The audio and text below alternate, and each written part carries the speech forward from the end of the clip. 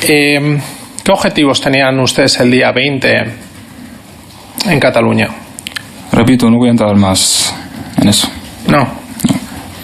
Nada. No nos puede ayudar en nada, en esclarecer qué objetivos tenían ni cuál era su papel. Y una pregunta, sé que es dura. ¿Usted tenía pensado inmolarse en esos atentados? No voy a entrar en eso. O sea, usted ha venido solamente a dejarle una perlita, que es la teoría de la conspiración, y no nos va a decir nada más. He venido aquí obligado. Ya, pero ha dicho Puedo una decir frase. lo que quiera, ¿no?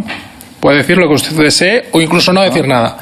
Pero ha dicho una frase que invoca una gravedad, pero no trae ningún A lo mejor sirve para que se mueva un poco más la cosa, ¿no? No, qué va. Si no aporta usted nada, y en otras materias que usted sí podría ayudarnos a esclarecer, no nos va a decir nada, comprenderá, ¿no? Que es como un difícil equilibrio. En algo que no conoce, sí lanza una acusación que está ahí. Y en otros asuntos que usted conoce bien, no nos quiere aportar ningún Bueno, eso es de usted, ¿eh? ¿Perdón? Que lo dice usted, que los conozco bien.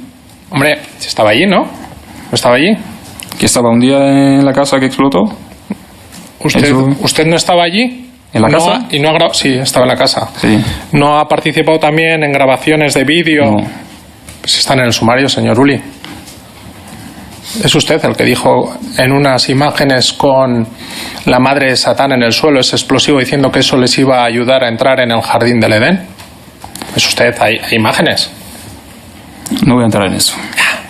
O sea, en lanzar la teoría Villarejo sí, pero en datos que sí conoce y que están con imágenes no nos quiere ayudar. No tengo nada que decir. No hay más preguntas, presidente. Gracias. Muchas gracias, señor portavoz.